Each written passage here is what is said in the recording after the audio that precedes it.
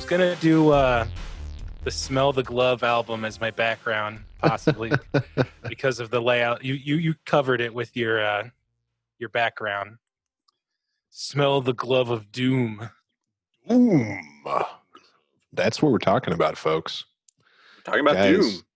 Guys, how do you feel right now? Like, I don't know about you, but I just feel like an intense psychic dread just like descending upon me and all of my friends and family and the United States as a whole right now. Because we're all doomed, like the game, just like the game. Prophetic. It's just like the game. Just like the game. But we're in the end here now. We've got like a week left before everything ends forever. You know what I'm talking about, right? The next time we record will be after it all goes down, after it all hits the fan. Yeah, I guess so, because we record on Wednesday and election day is on a Tuesday. Mm-hmm. But will it be over is the question.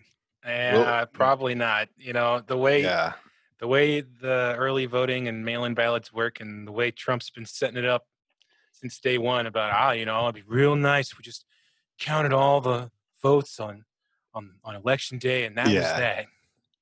I hope he comes out at like midnight on election night and is like, that's it, folks. Election's over. All the ballots have been counted. I win. I'm the president again. It's either we're fucked on Tuesday or we're fucked a little while later. That sounds like John Turturro from The Big Lebowski. If I cannot fuck you in the ass on Wednesday, I will fuck you in the ass on Saturday. Are you saying that Donald Trump is the Jesus? He's the Jesus. He's the Jesus. He's a pederast. Well, hey. Did you know they made a sequel, like a semi-sequel with his character? Yeah, I did. John Turturro direct it? Yeah. The Coen brothers had nothing to do with it. No, Yeah, has anybody seen it? Is it supposed to be any good? Is it shit? Is it? I don't think so. Yeah, it's supposed to be really bad. That's too bad. I mean, it's a bad concept. Just a bad concept. Like, why would you Why would you ever focus a movie around him? John Turturro's like convinced this is his signature character. He's not his character in Transformers. I was going to say his character from Quiz Show. Y'all know what I'm talking about, right? You've drawn a blank, haven't you? I've seen it a long time ago. It's the movie about the scandal on the game show 21 from the 50s, where they were cheating and giving them the answers and paying people to take dives. It's a great movie. Ralph Fiennes plays Charles Van Doren. He was like the champion on 21 for a long time, and then they made him take a dive. Or no, they didn't make him take a dive, but like he was cheating to have the answers. And the guy he beat, Herb Stempel, was paid to take a dive, and that's who John Turturro plays. And he's really bitter about being made to take a dive and not being famous anymore because he really loved the limelight. So he kind of engineers like the breaking of this whole story. But yeah, it's a great movie. I definitely recommend it. Ralph Fiennes in his prime.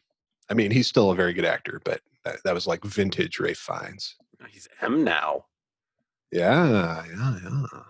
Seems it's weird having Ralph Fiennes be like a background player almost.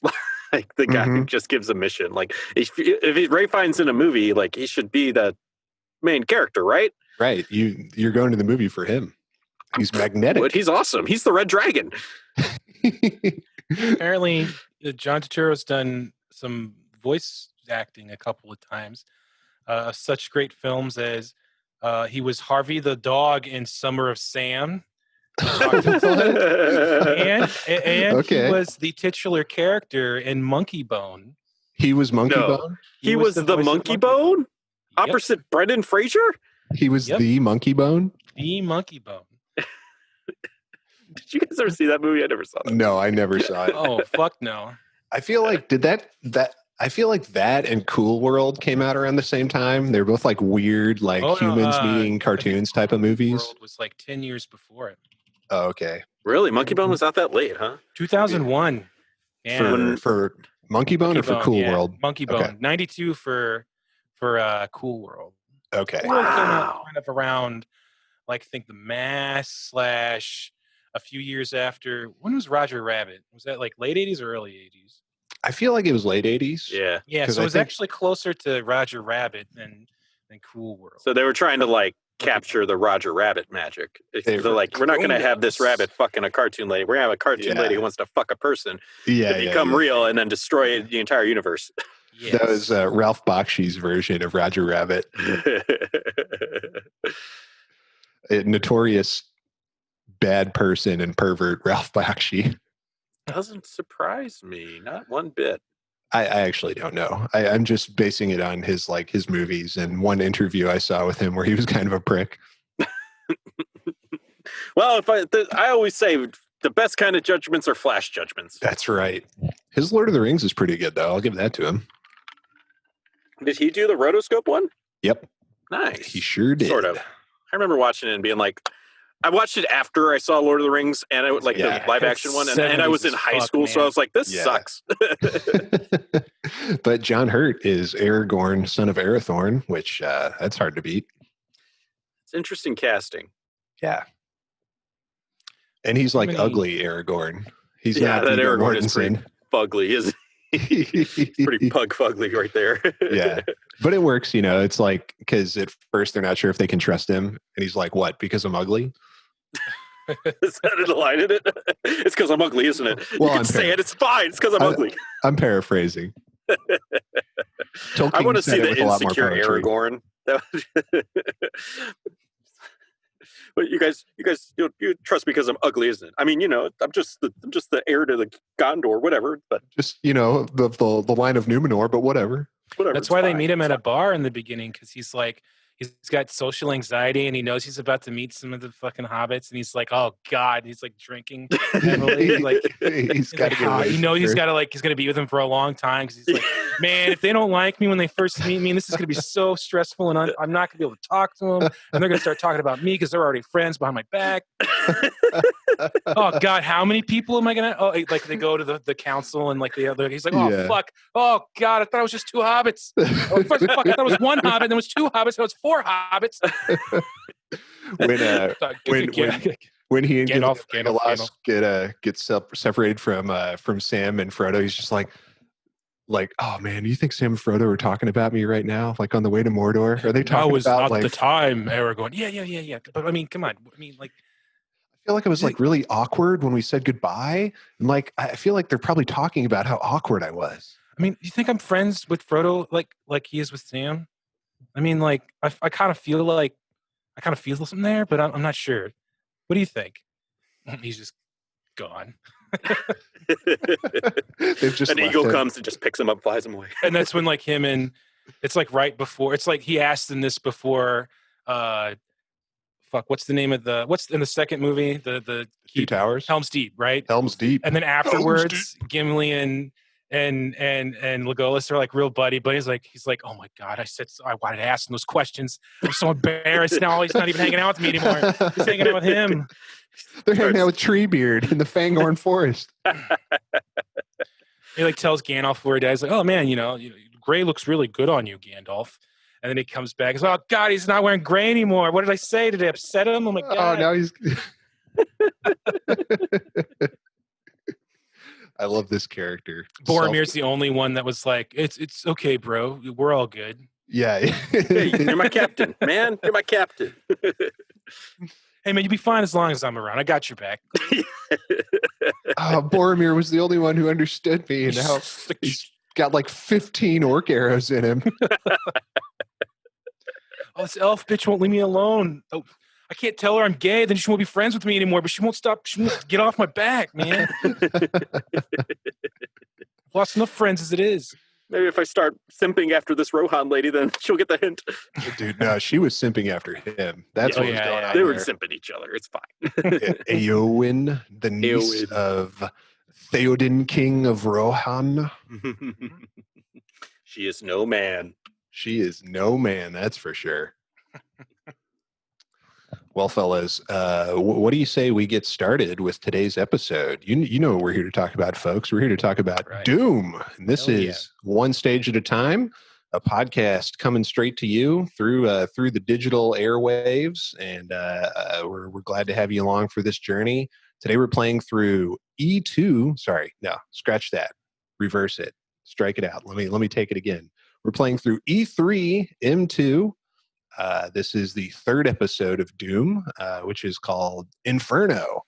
And E3 M2, the second level of Inferno, is called Slough of Despair, or Slough of Despair. There's an alternative pronunciation, though.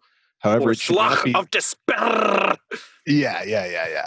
What really threw me off is I looked it up and it said pronounce like SLOO, and then in parentheses it said like cow. So I'm going with Slough, because maybe someplace SLOO is Slough, but it literally said that on like a dictionary thing. I was like, what the fuck? Slough. There wasn't like an umlaut over one of the O's or something, or. Well, I tell you what, fellas, the name Slough of Despair is apparently a reference to the novel The Pilgrim's Progress by John Bunyan. Folks, Aaron, Sam, have you heard of The Pilgrim's Progress before? Nope. All right. Nope. Well, it's just as well. Briefly, The Pilgrim's Progress was a book written a long-ass time ago that's like a biblical allegory type of thing. It's about like a character named Pilgrim who's like going through all this metaphorical stuff. You know, each chapter is like some new challenge. And the progress represents like his journey towards like spiritual enlightenment. So it's like a novel of like growth and enlightenment, but really just like a metaphor, you know, not really like a real plot type thing like you would expect in a novel today.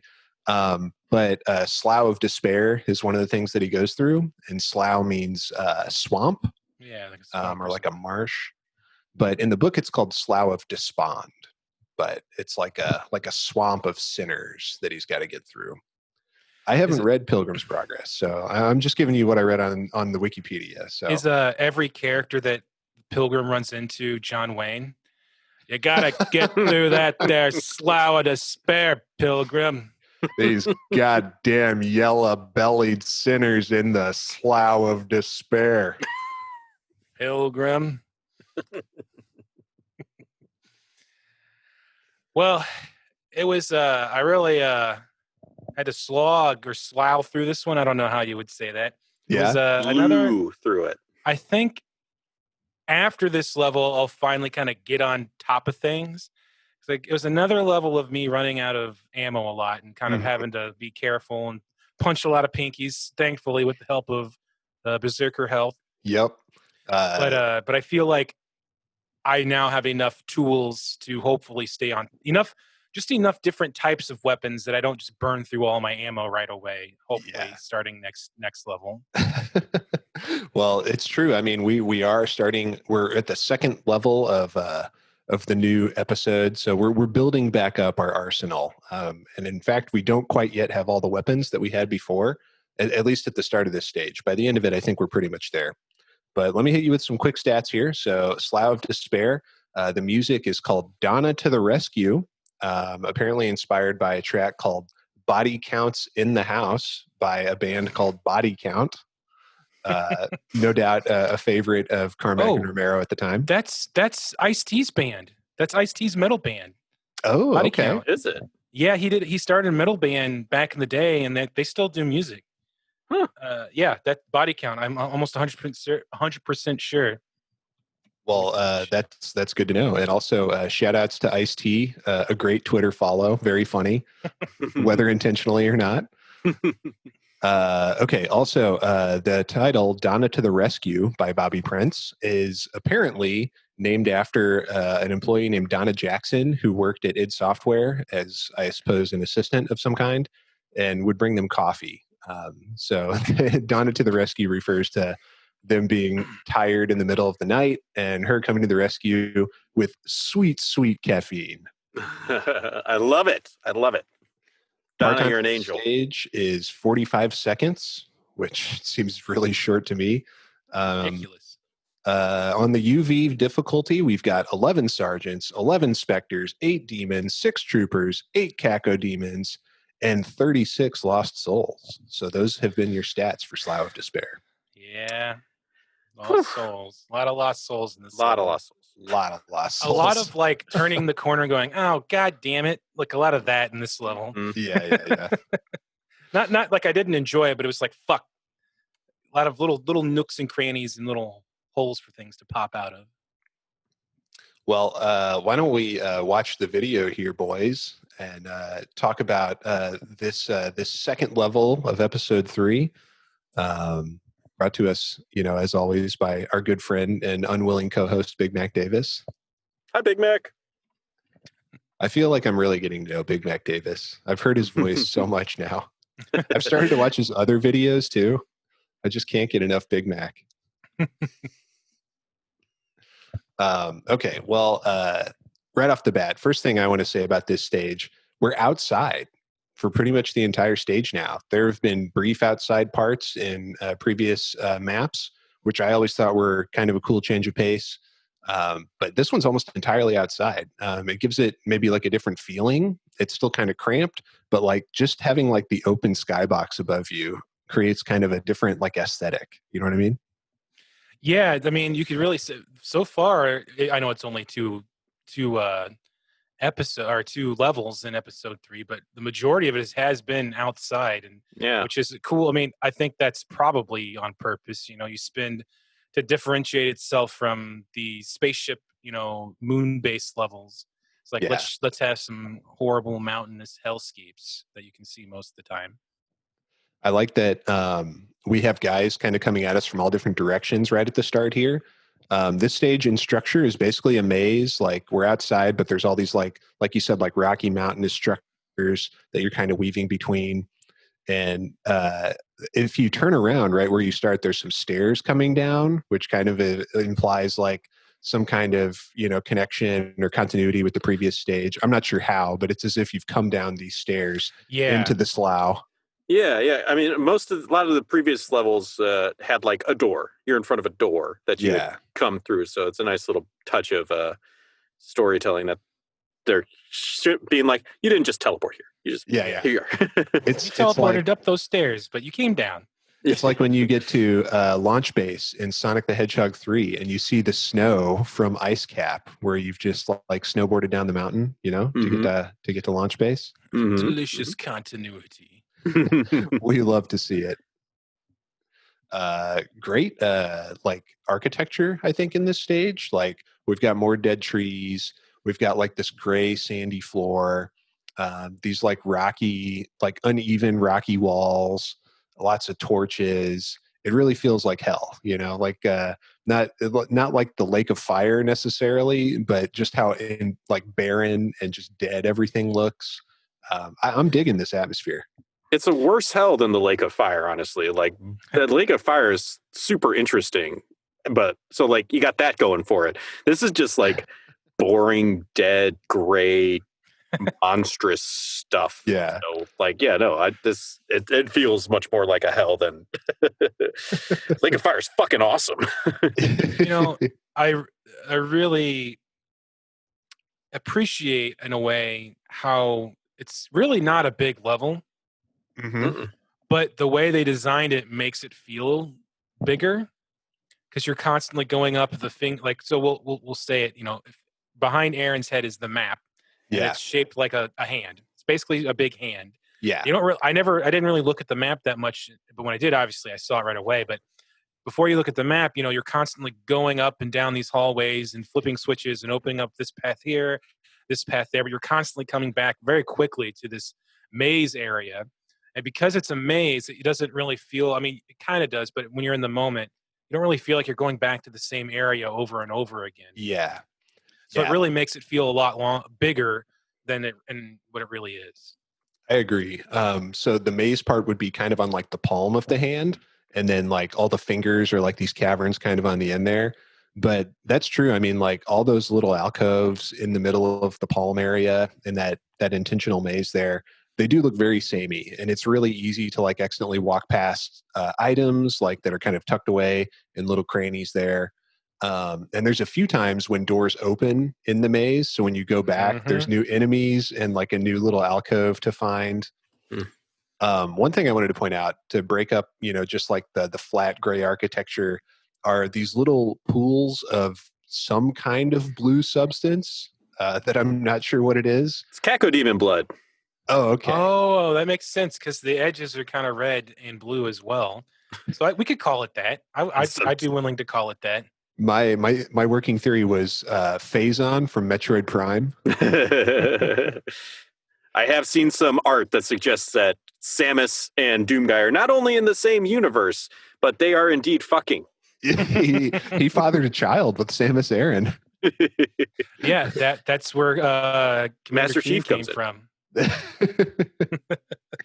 Wait, so is Doomguy Commander Keen's father, or is Commander Keen Doomguy's father? Both.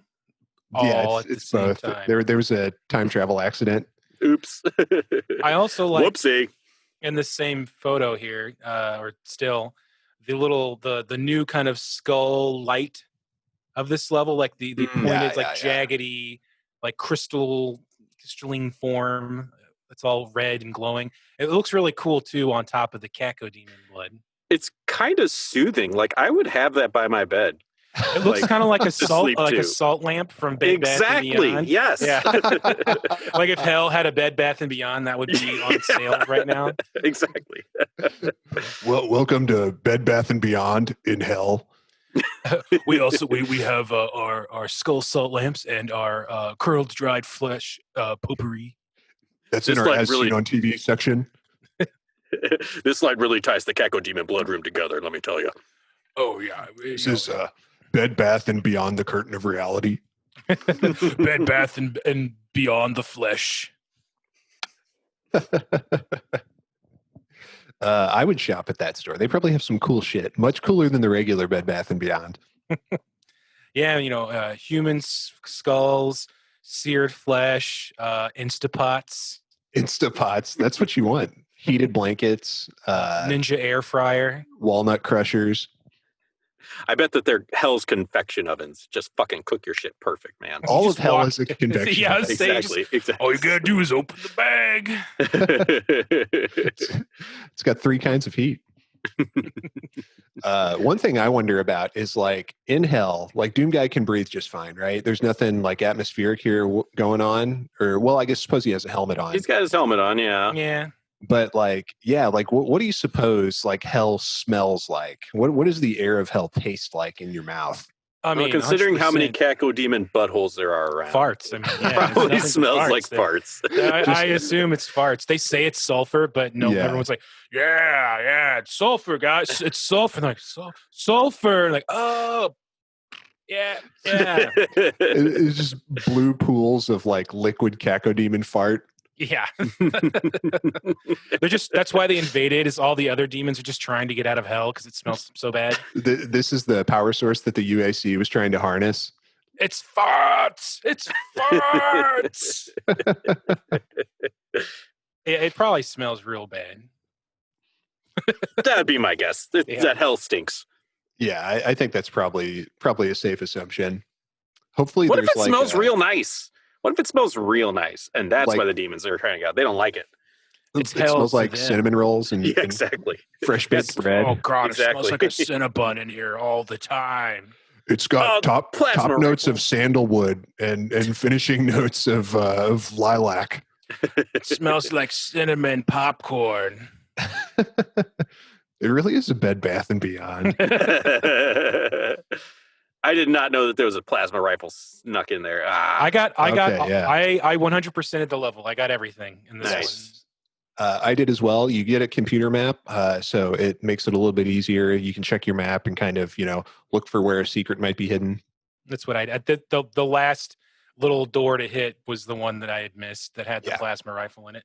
Same for me. I found it by just kind of looking at the computer map and sort of meticulously going through the maze and like checking every texture. Then I realized that there's actually, if you look at the map, one of the like rocky faces is in the shape of an arrow. If you look at it top down, and that arrow is pointing at the wall that you're supposed to open. Because there's also that happens in another one of the fingers as well.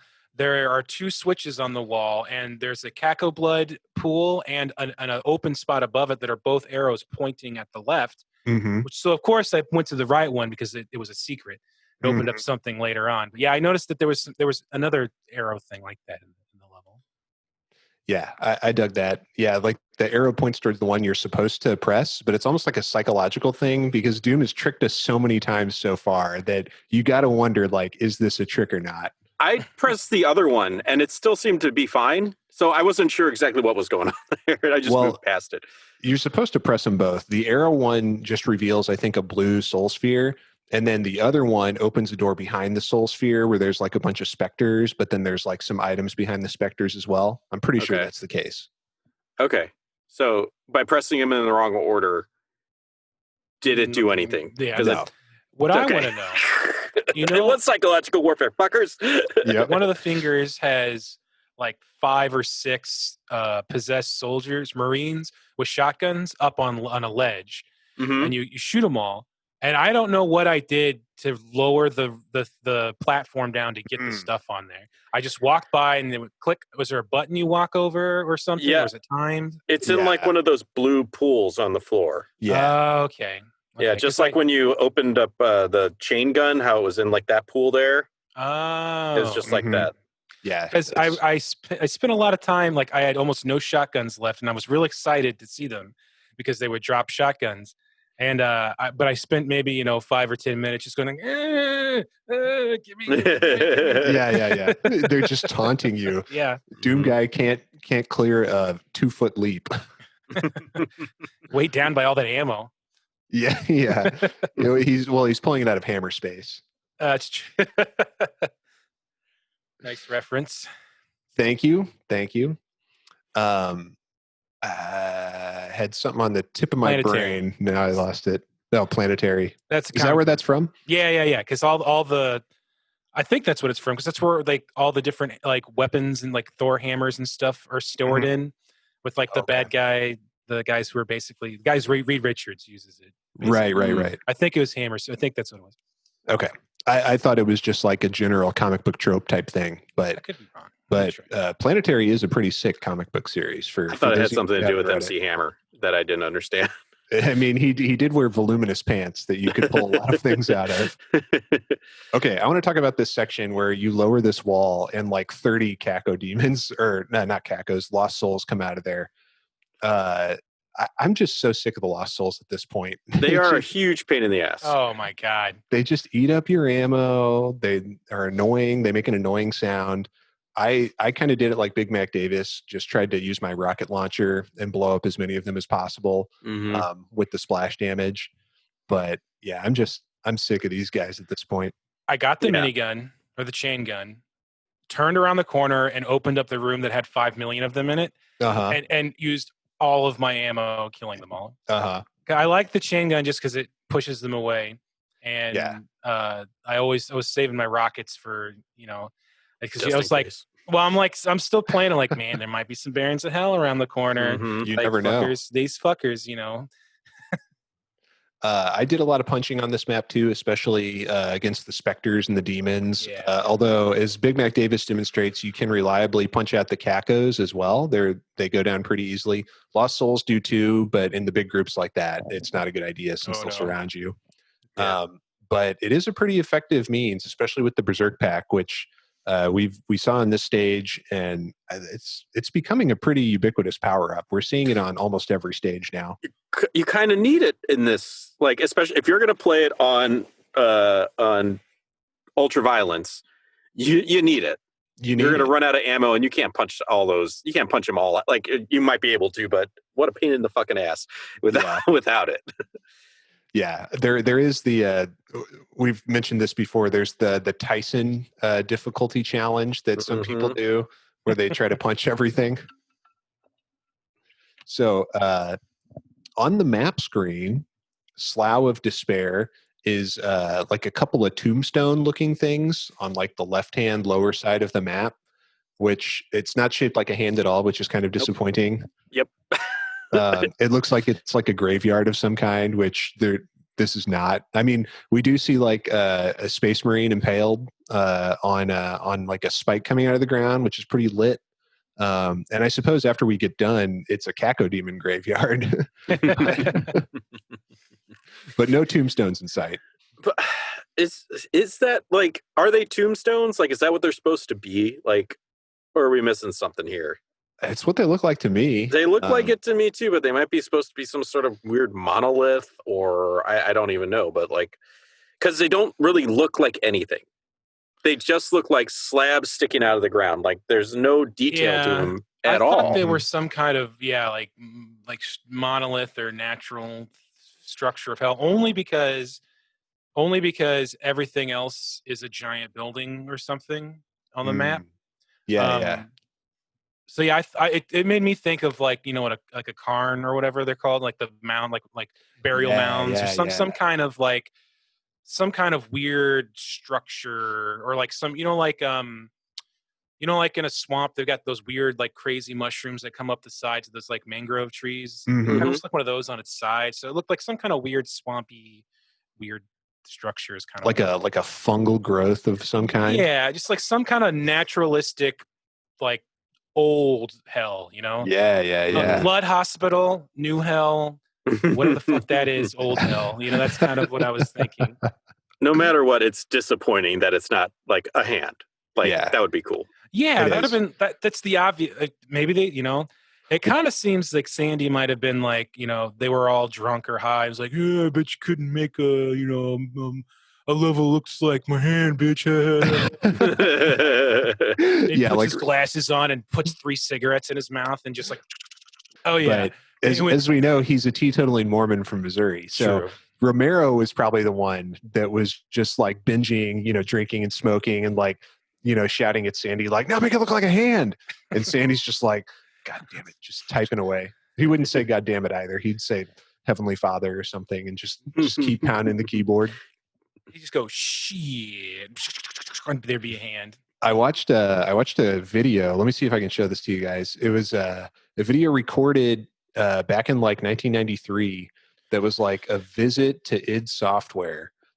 Some guy that was like a friend of theirs who worked for a gaming magazine went by id and like recorded this video. You can see like the entire team there, like, and they're all just like fucking off and playing Aladdin for the Sega Genesis.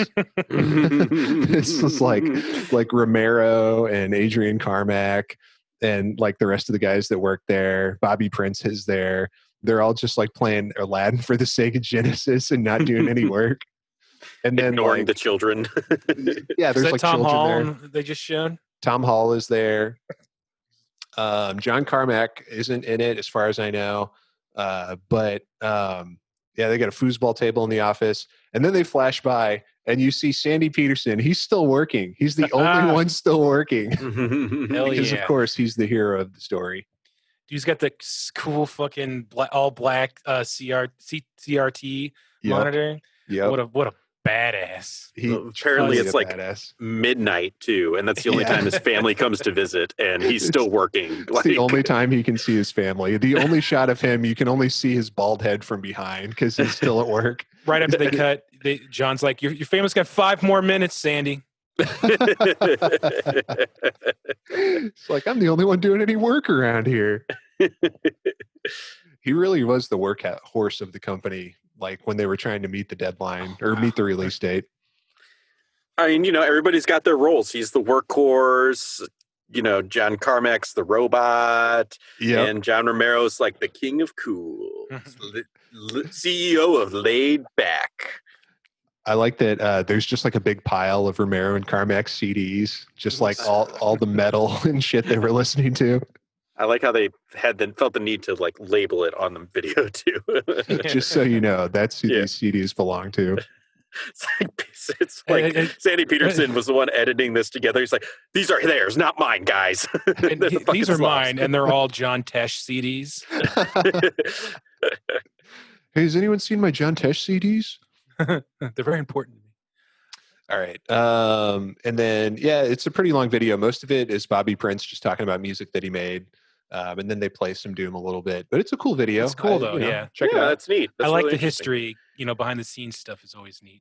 Yeah, me too. Let's get back to Slough of Despair. There's a few more things to say about that. Aaron, Sam...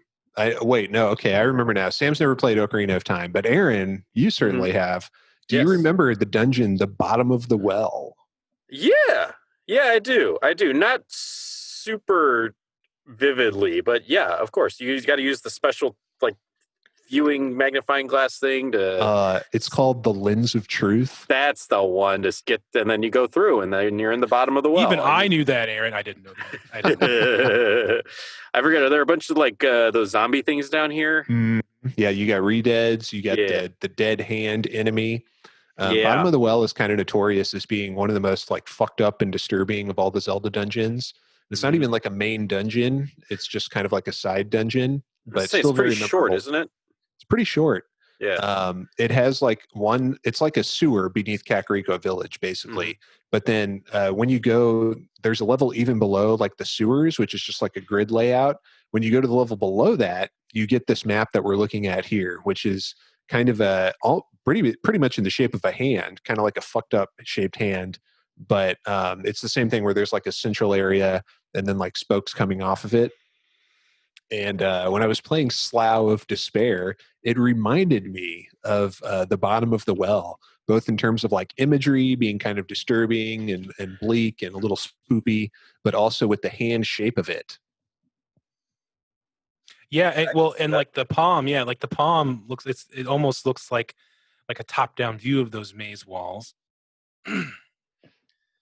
I don't know much about the level, but looking at it, I was like, oh, maybe they were inspired. I don't know which came first, but Doom came first. Doom was 93. Ocarina of Time was 98. So about 5 years later. We can't say for sure, but I'm sure that the guys at Nintendo played Doom. They don't really talk about it, like what their influences are, but you hear things every now and then. And it seems like they play pretty much everything over there. They just don't necessarily talk a lot about it, but they're aware of like what's going on in gaming.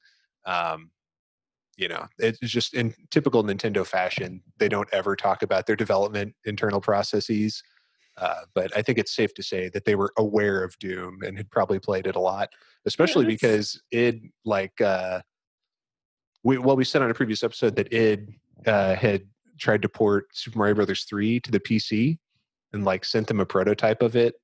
And Nintendo is like, that's, very impressive, guys, but fuck off. We don't want to do a PC port of Mario 3. However, I did read in Masters of Doom that what was I going to say? That they did the SNES port of Doom, and Nintendo apparently paid them like $100,000 to do that SNES port of Doom. That's what it says in Masters of Doom. I'm not sure how that works or why, because I didn't think Nintendo would generally like pay someone like a cash advance to like port a game to their console. But supposedly they wanted Doom on there really badly because they saw what a hit it was. So they like upfront did like a cash payment of $100K to the id Software guys. They must to get have felt to port it. Pretty fucking smug at that point. Yeah.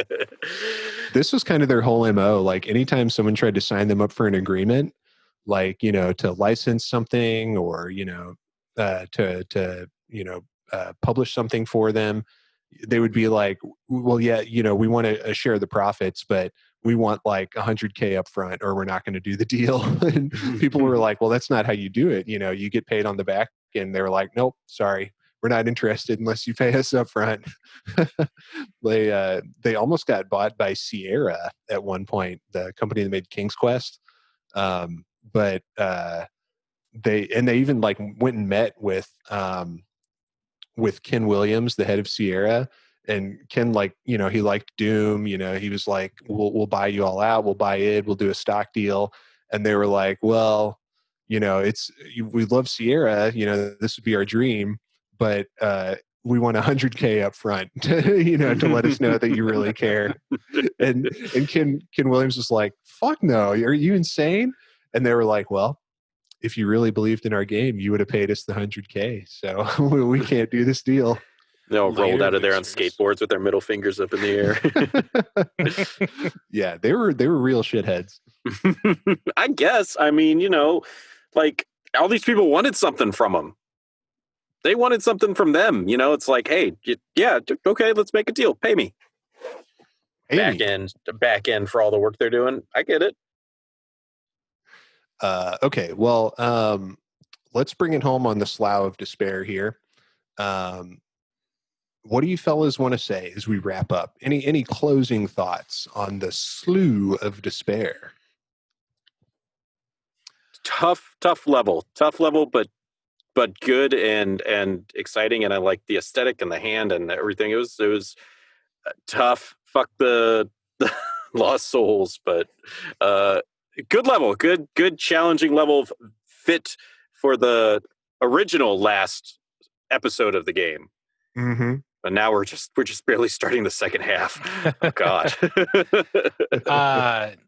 I would say, the main point I would make what I enjoyed about it was what I said earlier about it being such a small level, but feeling a lot bigger with the palm to fingers layout, and the palm having not just the maze parts, but a lot of many rooms that would open up, then create more mazes, because the walls were just like one or two walls, but then when it would open up with like a hidden compartment, it would make more of those walls, kind of increasing the confusingness of the maze after you've picked everything up out of that.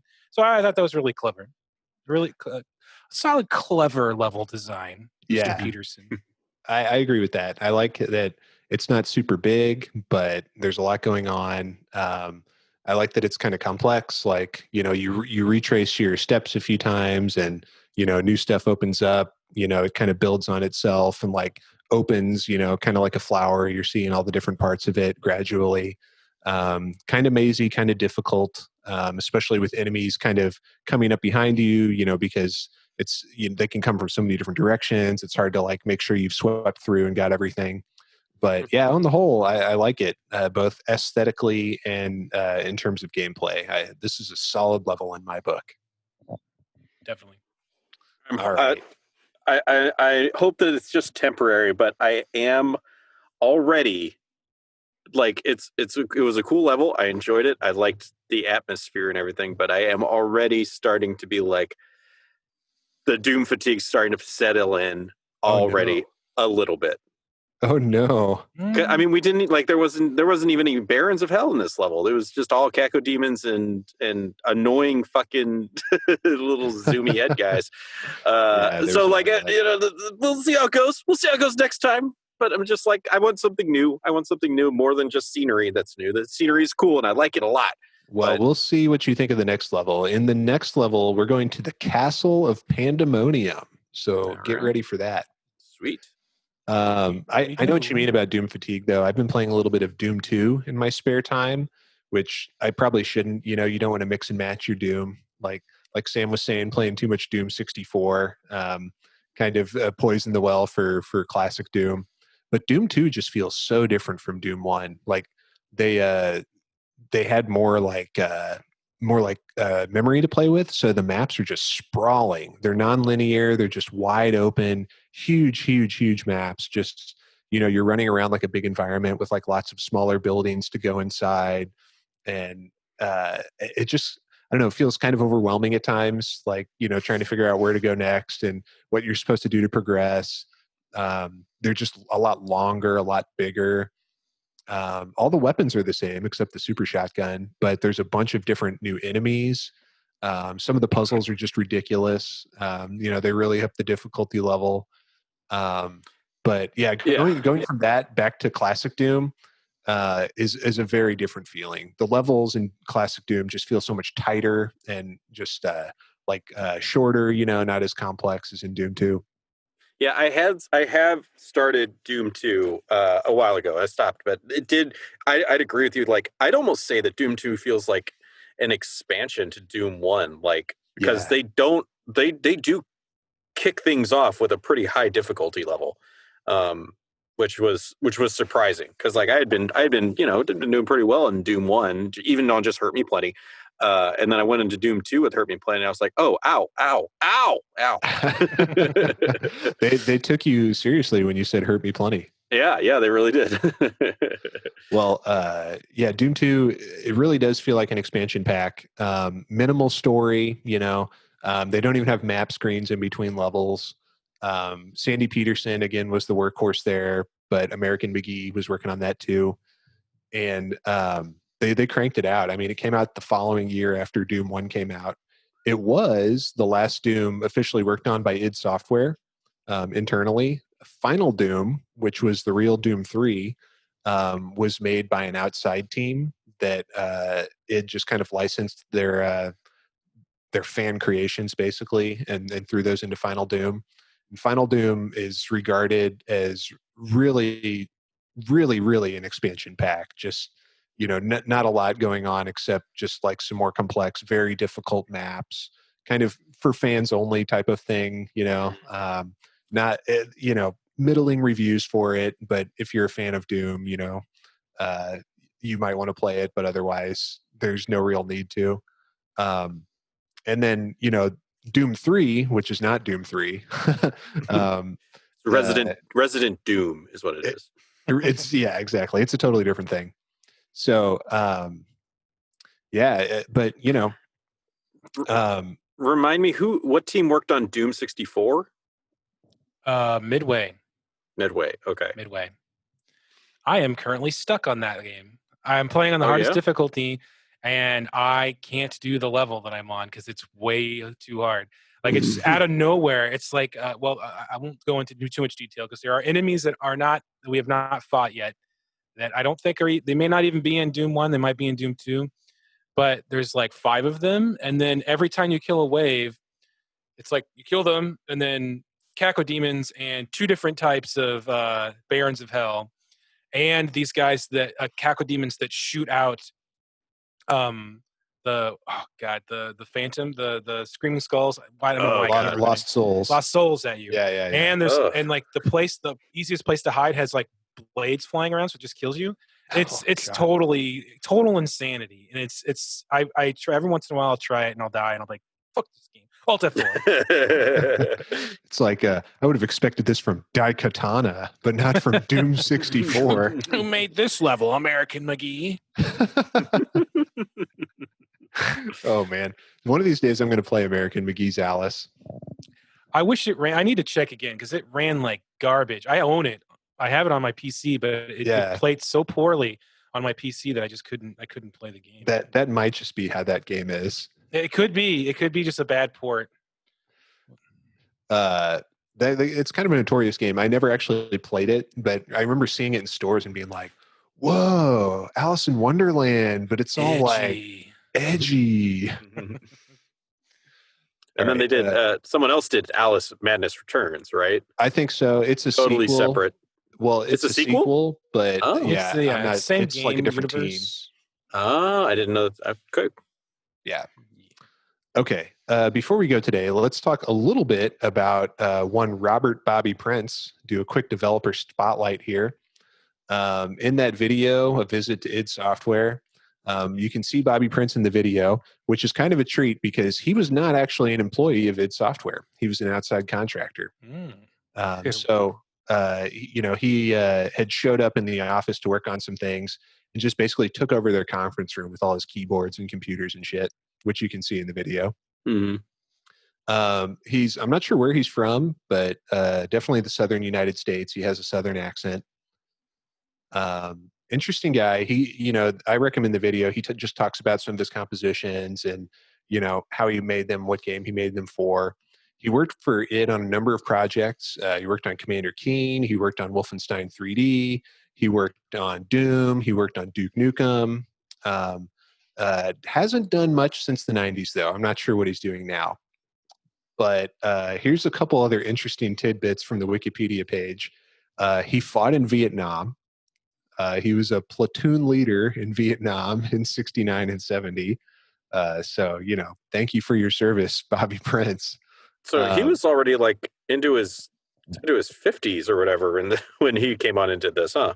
Yeah, he must have been a little older. I mean, especially because Romero and Carmack were neophytes. I think Tom Hall was a few years older than them, but they were all pretty young. Yeah.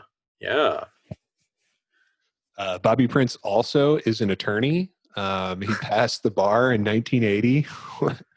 Well, aren't we all? Aren't we all? If it's not like it's hard to pass the bar. That's all I'm saying. The bar exam is a test of minimum competency.